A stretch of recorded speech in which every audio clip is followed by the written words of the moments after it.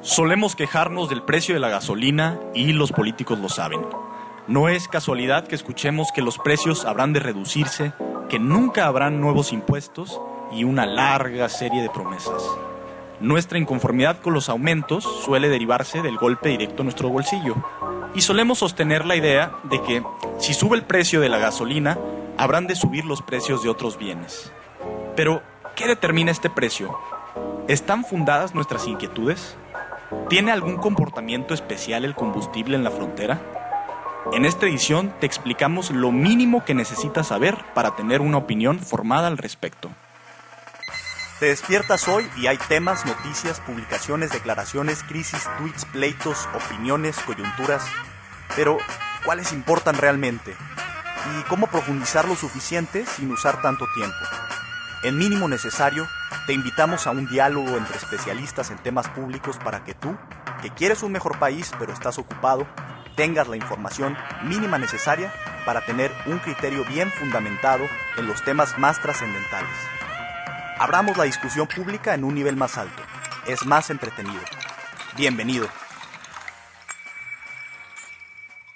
Sean muy bienvenidos a Mínimo Necesario, este programa donde te explicamos a ti, ciudadano ocupado, ciudadano en movimiento, las cosas esenciales de temas complejos. El día de hoy agarramos uno de esos temitas que generalmente nos traen confundidos, que es el tema del precio de las gasolinas, un tema que además de todo lleva varios años en la agenda pública, que muchas veces nos genera confusión porque definitivamente está lleno de intricaciones, está lleno de temas complejos como son un mercado como el de las gasolinas, como el del crudo, el petróleo, como el de la logística, temas complejos como los impuestos, el margen de comercialización, etcétera. Aquí no nos vamos a poner técnicos, sino que te vamos a desglosar de la manera más sencilla posible cómo se define este tema y por qué nos importa como ciudadanos. El día de hoy me acompaña Julián León. ¿Qué tal, Julián? ¿Cómo estás? Muy bien, aquí listos para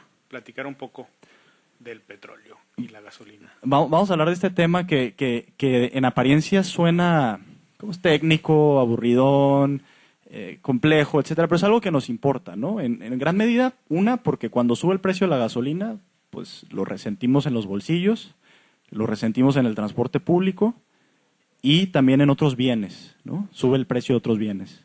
Sí, sin duda, en cuanto sube la gasolina, pues bueno, sobre todo los productos, ¿no?, del día a día tienden a subir, ¿no? Y ya en un mundo tan globalizado, tan conectado, pues si sube el precio a nivel internacional del petróleo, pues sube los costos de enviar desde China alguna mercancía y demás, ¿no? E internamente, si sube el precio en México, pues toda la parte de las cadenas de suministro de bienes, sobre todo, sube también los precios, ¿no? Entonces, ahora sí que es como un efecto dominó. Sí, sin duda. Y entonces, pues bueno, nos metemos a esta dinámica para tratar de desglosar paso a paso cómo funciona, qué determina el precio de la gasolina en México, ¿no?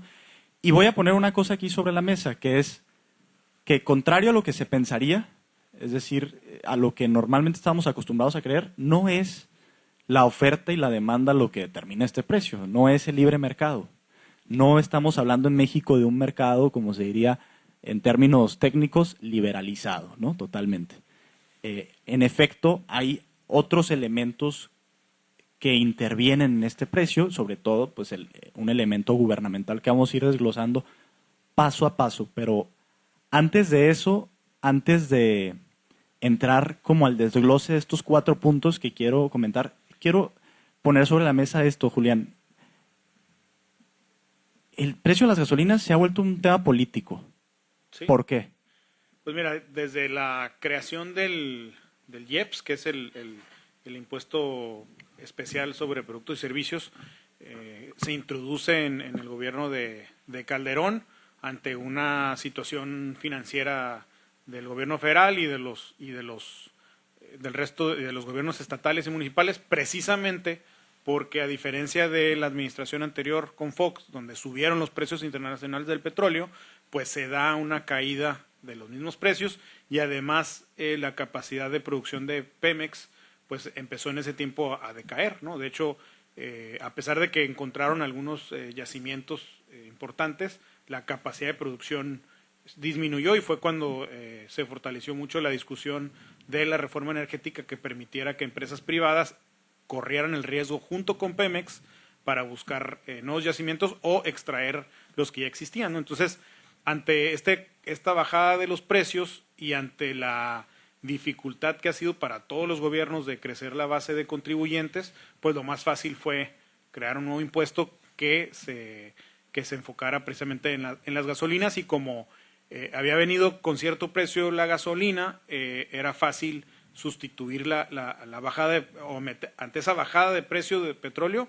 Pues bueno, si le incluías este nuevo impuesto, pues al final de cuentas la economía no lo iba a resentir técnicamente, porque estás manteniendo el mismo precio, nada más que una buena parte del costo o del precio final era de impuestos, ¿no? Entonces, aquí el debate es que si fue lo correcto, no fue lo correcto, no le quedaba de otra al gobierno porque no tenía tiempo suficiente para crecer la base de contribuyentes, pero el hecho es de que ya van otras 2 administraciones y que a lo mejor han hecho un esfuerzo adicional por crecer la base de contribuyentes con nuevas tecnologías, y de esa manera pues lograr que el gobierno no dependa en gran medida sus finanzas, ¿no? del ingreso por la gasolina. Al final de cuentas sigue siendo uno de los principales ingresos del gobierno mexicano la gasolina. La gasolina. ¿No? Entonces, lo que ha pasado en resumen es que pues tanto Peña criticó en su momento ese tema en relación a Calderón, ¿no? Pero ya que entró,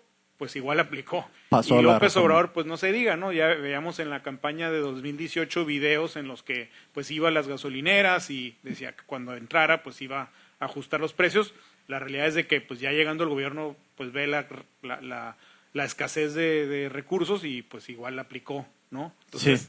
Vamos, yo creo que es momento de que se sienten y encuentren otra solución, ¿no? No podemos seguir con esta lógica, ¿no? Que es bueno lo que planteas, ¿no? Y como darle al auditorio un poquito de este conocimiento de cómo llegamos a este punto, ¿no? Previo a la reforma energética, la 2013 que comentas, básicamente la venta de la gasolina era un monopolio estatal y digamos, durante ese largo periodo previo a esto, pues se fijaba artificialmente según las necesidades gubernamentales, y de repente era necesario tener un ingreso más alto, pues se ponía más altito el precio. Si era necesario, por así decirlo, poner más contenta a la población, pues se bajaban en ciertos periodos, como el electoral, etcétera, ¿no? Sin duda se convirtió en una herramienta política. Se convierte en eso. Después de eso, entiendo que los primeros años de la reforma, y hasta 2017, el gobierno se ató parcialmente las manos, ¿no? Y dijo, ok, vamos a poner una banda de precios máximos para el público,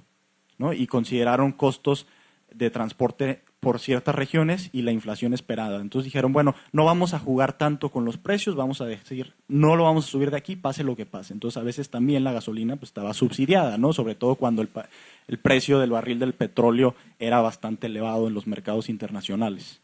Sí, digo, pusieron justo lo que comentas, ¿no? Lo de las bandas, pero mínimos, máximos, pero a final de cuentas creo que fue una forma de pues vendernos la idea al ciudadano de que estaba libre mercado, ¿no? Pero ya hemos visto que no es así, a final de cuentas, ¿no? Sin duda, y todavía no lo es, ¿no? Y bueno, finalmente, al día de hoy continuamos ajustando los precios con el IEPS, que ahorita voy a meterme a explicar un poquito mejor cómo sucede eso. Es decir, no estamos en un mercado libre en temas energéticos. Ahora, ok, entonces ya dijimos, está politizado el tema. Es un tema que además genera ciertas pasiones ciudadanas, ¿no? Con toda razón, por el hecho de lo que hemos comentado, ¿no? Que pega directamente los bolsillos de todos. Sí, de hecho, antes de la marcha del 8 de marzo de este año 2020, el tema pues que las mujeres salieron a alzar la voz de una manera muy efectiva. Uh-huh. Antes de eso, el movimiento más grande justo había sido cuando se dio el famoso gasolinazo, ahora en su momento de Peña, ¿no? O sea, salieron miles de personas en diferentes partes del país a quejarse, ¿no? Y o sea, justo lo que comentas, ¿no? De esa pasión, pues al final de cuentas la mayoría de las personas pues sube la gasolina y sin duda les pega al bolsillo, ya sea porque tienes un vehículo o porque sube el transporte público, ¿no? Y y en lugares como Tijuana, el transporte público llega a representar un porcentaje importante del gasto, entiendo del 20% en algunos casos, ¿no? Y pues obviamente cuando se da esta subida de precios de la gasolina, pues también el transportista aprovecha,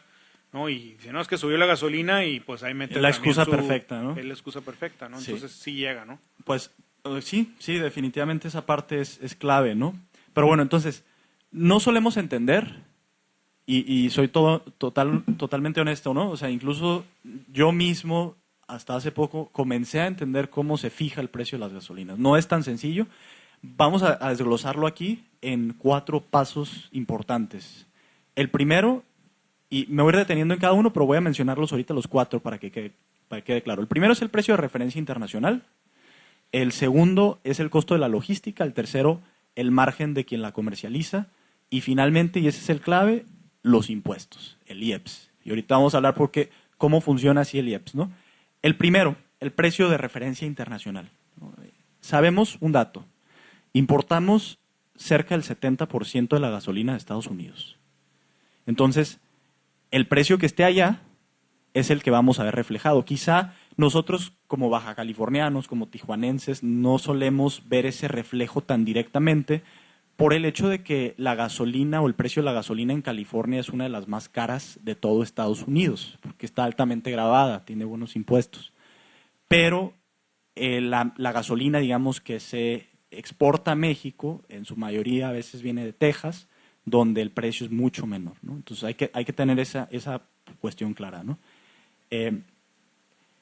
Hay que ejemplificar un poquito, ¿no? La gasolina importada al mayoreo a Tuxpan, Veracruz, el puerto con mayor tráfico de gasolinas del país, llega a importarse a un precio de 7.75 pesos por litro. O sea, estamos hablando de menos de la mitad del precio que pagamos nosotros al final en la bomba, ¿no? Sí. Ya algo interesante que tenemos que tener ahí en cuenta, ¿no? Sí. El precio internacional no es lo que nos pega directamente al bolsillo generalmente. ¿Qué digo? Es al mayoreo. Que es al mayoreo también, exactamente. Pero sigue siendo bajo. Sigue siendo bajo, ¿no? Sigue siendo significativamente más bajo.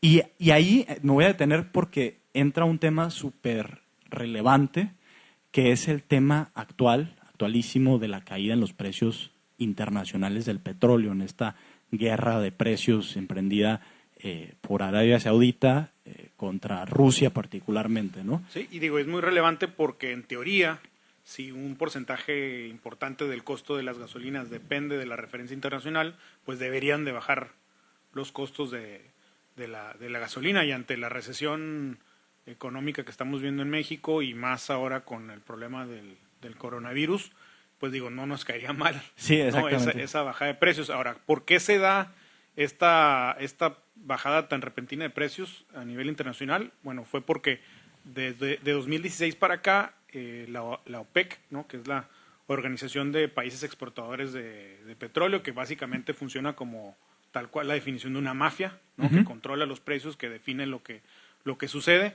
pues, y que es encabezada por Arabia Saudita, pues bueno, venía pues sosteniendo un acuerdo con Rusia, que entiendo no está en la OPEC, pero que también es un jugador importante en los precios de petróleo. Y bueno, ese acuerdo lograba que el precio de la gasolina, o mejor dicho, del petróleo, se conservara alto a cierto monto, ¿no? Uh-huh. Entonces, cuando se da este desacuerdo entre estos dos países, porque Arabia Saudita consideró que Rusia como que pues no estaba, como que se las estaba jugando, por decirlo así, no estaba cumpliendo ciertos acuerdos, cumpliendo ciertas cosas, uh-huh, así en palabras llanas, deciden de un día para otro, de hecho hace 2 viernes fue esta reunión entre Rusia y la OPEP, y bueno, el caso es de que eso sucede el viernes. El lunes anuncia Arabia Saudita una bajada drástica, creo que del 20 y tantos % en el precio, y pues todos los mercados internacionales, no solo en el tema del petróleo, sino también las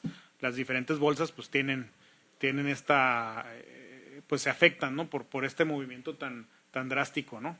Entonces, esa es la razón por la que se da esta caída. Y bueno, todavía pues súmale, ¿no?, que unos días después le pega toda esta cuestión del coronavirus. Empieza una cuestión bien complicada que, digo, no, obviamente, pues no, no me atrevo a confirmarlo, pero creo que va a se va a generar una necesidad en la que pues, se van a tener que sentar de nuevo a la mesa, y porque no es sostenible ni para Rusia ni para Arabia Saudita estos precios que están manejando. Sí, creo que el punto clave es ese, pues que no sabemos cuánto va a durar, cuánto durará este tema, ¿no? Y vimos una caída aparte bastante significativa para la empresa nacional productora de petróleos, Pemex, ¿no? Porque se había presupuestado que se iban a vender o se iban a obtener ingresos en Pemex vendiendo al precio de $49 por barril. Okay. Después de este golpe, la caída de precios llegó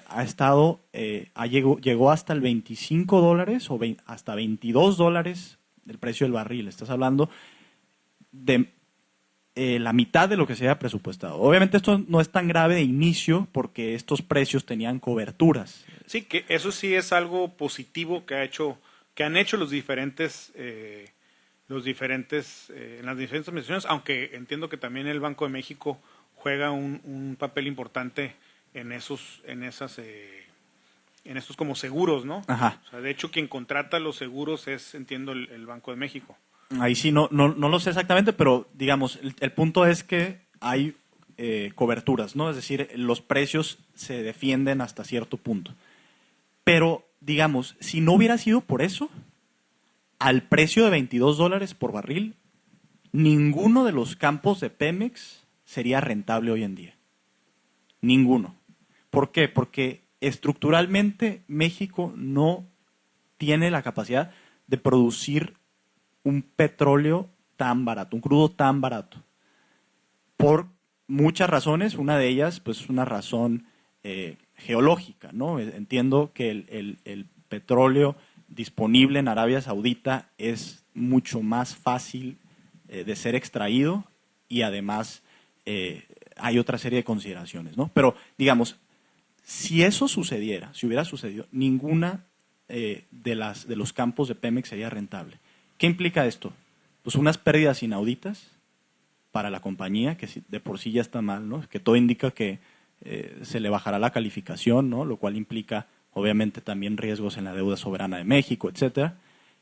Implica unas finanzas públicas muy comprometidas y la pregunta es, ¿qué podría o qué debería hacer el gobierno ante esta situación, ¿no? Sobre todo si dura durante más tiempo, ¿no? O mucho más tiempo, porque hay analistas que hablan incluso de 10 años de esta guerra. O sea, no va a ser un golpe de 2-3 semanas, 2-3 meses. Podría durar 10 años, lo cual evidentemente compromete las finanzas públicas de todo este país. Aquí, o sea, lo que está sucediendo es en esta como lucha principalmente entre Arabia Saudita y Rusia, pues es un poco de quién tiene ahora sí que el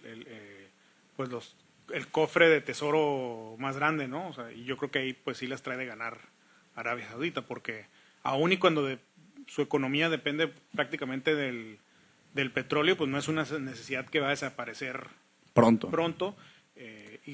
pero para Rusia también significa un ingreso importante, ¿no? Y tiene una situación muy distinta económica que Arabia Saudita, tiene una población mucho mayor, entonces tiene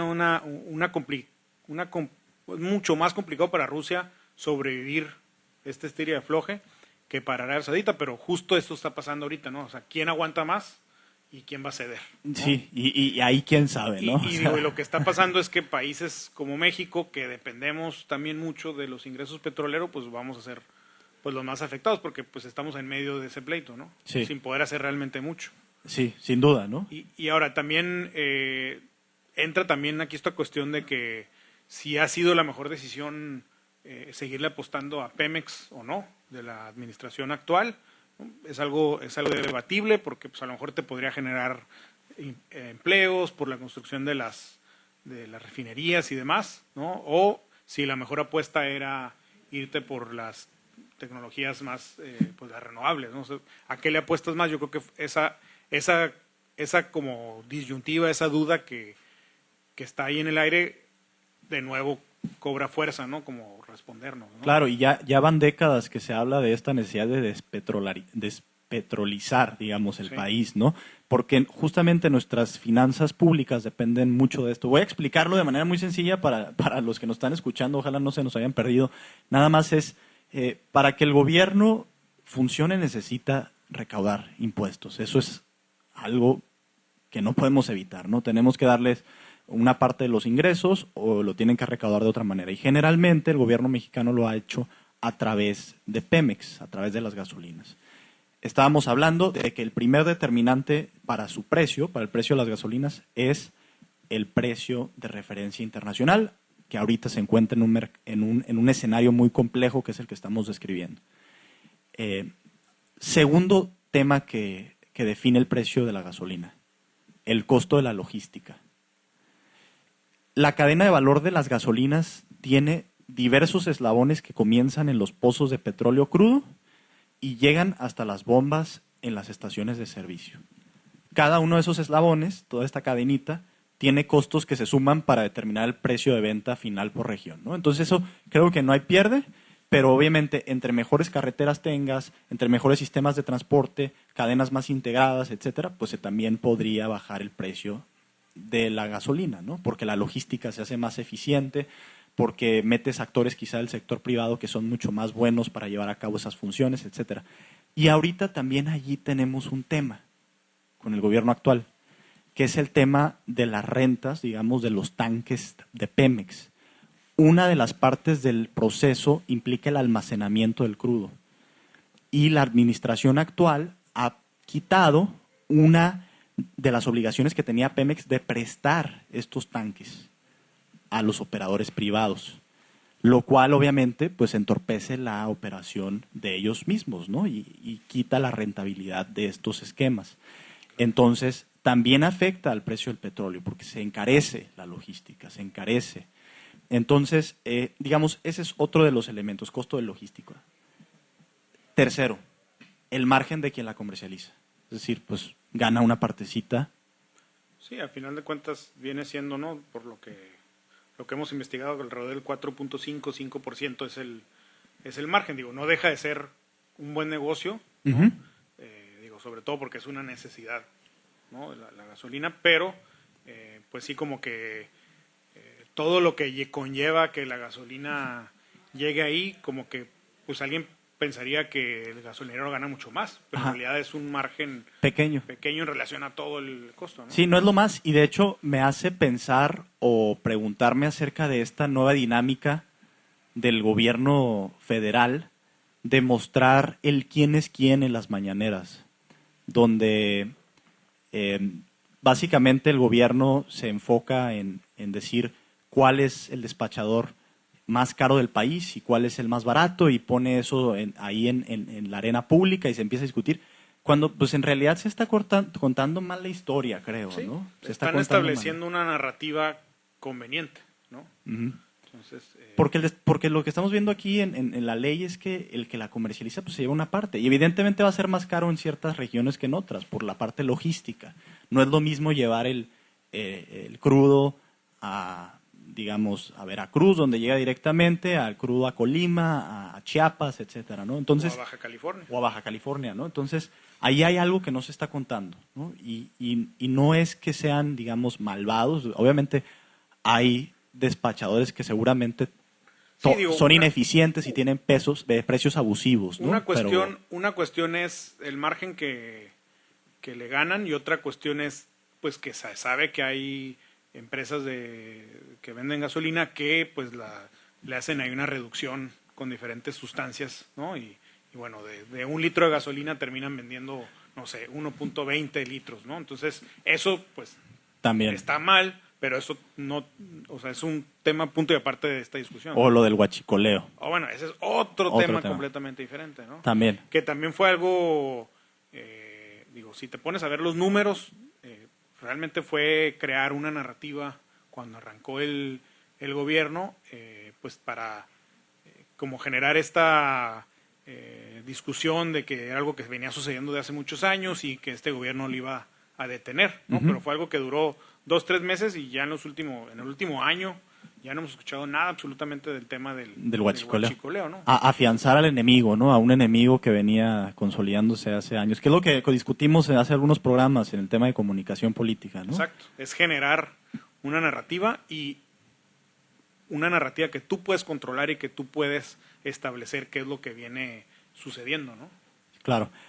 Ok, y entonces ya dijimos el costo de logística, margen de quien la comercializa, lo último. Y lo más complicado. Y lo más complicado, los impuestos, pero también lo más importante. Esta es la clave para entender el funcionamiento del precio de las gasolinas. Así funciona a grandes rasgos. Cuando sube el precio internacional del crudo o se desprecia el peso, también es importante mencionarlo, porque cuando se deprecia el peso, pues tienes que importar gasolina a dólares y te sale más cara. Hacienda cobra menos impuestos, el IEPS, ¿no?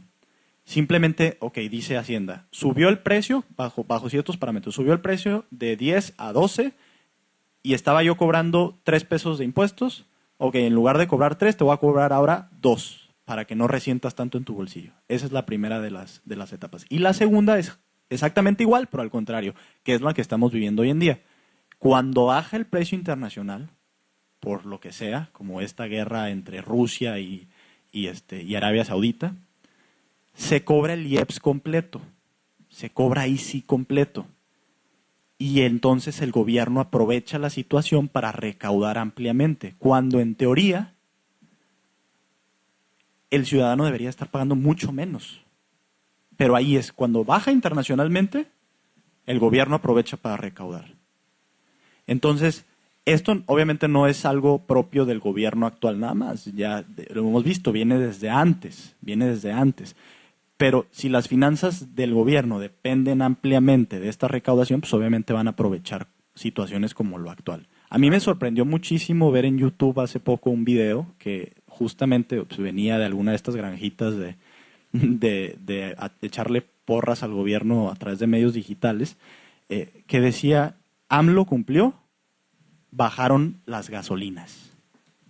Estoy hablando de hace una semana máximo.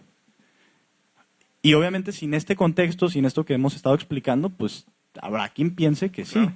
¿No? Pero en realidad pues viene de una cuestión internacional. Pero si sube no fue el gobierno. Tuvo culpa alguien más. Claro. Y digo, es un discurso, no aquí porque tengamos algo en contra del gobierno actual, ni mucho menos. Simplemente es una estrategia de comunicación. Diciendo, es algo que los últimos 2 gobiernos, o sea, los 2 gobiernos anteriores también usaron. También hicieron. Favor, ¿no? Y es algo que le gusta al público saber, ¿no? Le gusta que bajen el precio de las gasolinas, sin importarle si eso a la larga va a ser peor. Sí, ¿no? Sí, es algo popular. Es algo popular. Claro. Y entonces, digamos, vi este video, ahí se explicaba que las políticas ya estaban funcionando, etcétera. Pura farsa. Los comentarios, ya te imaginarás, ¿no? Puro comentario de, ¿y ahora qué van a decir los conservadores, que no sé qué, no sé cuánto, etcétera, etcétera? El punto es que hay un tema de identificación muy latente del gobierno actual con este precio de las gasolinas. Si no sabemos qué pasa con él, pues es fácil que adquiramos un discurso que a lo mejor es incompleto o conveniente, ¿no? Sí, ciertamente la situación actual, al menos en el precio independientemente de la producción del petróleo, toda esa parte más compleja, ciertamente está a favor del gobierno actual esta situación de que van a bajar las gasolinas, ¿no? Sin duda. La tendrían relativamente fácil vender, ¿no? que lo están logrando, ¿no? Sí, para recaudar sí, pero sí le mete una presión adicional, que es lo que decíamos de Pemex. Claro. Y la parte de Pemex, ¿no? Que se vuelve poco competitivo y que si no fuera por las coberturas, pues estaría sumamente comprometido. Entonces, creo que eso nos lleva a esta pregunta final, ¿no? Como, ¿hacia dónde va el tema del precio? Pues no sabemos bien, parecería que seguirá bajo durante algún tiempo, pero ¿qué debería hacer el gobierno frente a esta situación? Y te voy a plantear 3 escenarios. Sí. Me dices cómo los ves. Uno sería, quizá, cancelar algunas de las grandes obras. El tren, el aeropuerto, y liberar esos recursos para otras cosas. ¿Cómo ves esa parte? Pues digo, sería lo ideal, ¿no? Pero not gonna happen. No va a suceder, ¿no? Yo creo que digo, mucha de la apuesta del gobierno actual son esos pues proyectos más que grandes, yo diría son simbólicos, ¿no? O sea, el propio nombre del Tren Maya, ¿no? O sea, el simbolismo ahí es de que pues estás por fin, el gobierno federal por fin está invirtiendo en la zona sureste, la más marginada del país, y esto va a ayudar al turismo y demás, ¿no? Entonces, bueno, independientemente de que el proyecto el proyecto en sí es todo un debate, digo, ese es el simbolismo, ¿no? Entonces, yo creo que difícilmente va a ser una opción que tome el gobierno, ¿no? Ok, entonces esa no. Otra opción sería la de cobrar más impuestos de otras maneras. Pues más que, eso es un poco lo que decíamos hace rato, más que cobrar más impuestos o nuevos impuestos, más bien es cobrarle a más personas los que ya existen, ¿no? O sea, el problema que viene teniendo el gobierno federal desde antes del que llegara el PAN en el 2000, pues siempre ha sido que tiene una base de contribuyentes baja, ¿no? Y que pues pocas personas son las que sostienen al gobierno. Entonces el reto está en crear mecanismos, digo, sí lo han venido haciendo, todo el uso de tecnologías, la facturación electrónica, el hecho de que pues ya sabe el gobierno cuánto tienes en el banco, toda esa información, pues son herramientas que ha venido implementando el gobierno para tener mayor control, pero el problema es que tiene mayor control sobre los que ya contribuyen, sobre los que ya pagamos impuestos. Entonces, lo ideal sería pues crecer, meter a la formalidad a muchas personas que no contribuyen simplemente, ¿no? Entonces, digo, a lo mejor más bien sin duda es algo poco popular, pero yo creo que sería lo justo, ¿no? Así como es lo justo que las empresas o las personas que más dinero tienen paguen más, no solo en proporción, sino que haya eso es como opinión personal, ¿no? O sea, entre más ganas, más, y sí funciona un poco así, ¿no? Entre más ganas, mayor es el porcentaje de impuestos que pagas, ¿no? Pero llega un punto en el que alguien que gana ya una cantidad que pues no tiene ni forma de gastarse, creo que ahí sí es justo que paguen mucho impuesto, ¿no? Ahora, al revés, no porque ganes poco quiere decir que tengas derecho a no pagar nada. O sea, al final de cuentas, todos debemos de contribuir porque es la única forma que se va a poder sostener al gobierno. Ahora, el problema aquí es también histórico, ¿no? Porque, pues, a nadie le gusta pagar impuestos, menos en un país como México, donde hay tanta historia de que no se gasta el dinero en lo que debería o por quién debería gastarlo, ¿no? Y el tema se vuelve, de hecho, más complejo cuando vemos el impuesto particularmente a la gasolina, porque, digamos, sí, que paguen más los que más tienen y menos los que menos, ¿de acuerdo? Pero al mismo tiempo hay ciertos impuestos, ciertos impuestos que suelen ser regresivos, es decir, que al ponerlos afectas más a los que menos tienen. Parece que el impuesto a las gasolinas, hasta donde he leído, tiene el carácter más bien de un impuesto progresivo, pero ¿por qué? Porque la gente que más carros tiene, pues la que más termina pagando, y en realidad si subsidias la gasolina, pues estás beneficiando a los que más tienen. Claramente también está el factor del transporte público que tú comentas, que varía de ciudad a ciudad, donde generalmente son concesiones monopólicas, no tanto el precio de la gasolina lo que hace que suban de precio. Sí, los precios se establecen por un acuerdo y no en función de los costos reales de mercado, ¿no? Sí. De los insumos que necesitas. Sí, pero en economías funcionales estos subsidios a la gasolina pues suelen ser benéficos solo para los que más tienen, ¿no? Entonces, ahí eso me lleva a la tercera posible propuesta, ¿no? Que es que quizá, bueno, si el gobierno no va a cancelar las grandes obras, si tampoco, y más bien precisando como lo hiciste, podríamos llegar a crecer la masa de contribuyentes, pero va a ser algo complicado. Sí, gradual, muy gradual. La opción de modificar directamente el IEPS, como tercera opción. ¿En qué sentido pues modificar? podría hacerse todavía más pequeño, ¿no? O podría también pensarse en un esquema en el que que no sea que solamente suba o se recaude completamente cuando baja el precio internacional de las gasolinas, sino empezar a dejarlo fluctuar cada vez más, etcétera. Digo, son propuestas que obviamente han sido analizadas, etcétera, pero para que quienes nos escuchan tengan una idea de, bueno, por dónde podría ir la cosa, ¿no? Claro. modificarse. Entonces, la modificación del IEPS, considerando que es quizá un impuesto regresivo, pues, a lo mejor tampoco conviene, ¿no? Porque sí, te conviene dejarlo como está porque le sigues cobrando a los que más tienen, sí, entre comillas. Yo sí, definitivamente soy de la idea, como mencionas, ¿no? Que es un impuesto regresivo porque ciertamente el que puede pagar gasolina es porque pues tiene el dinero, ¿no?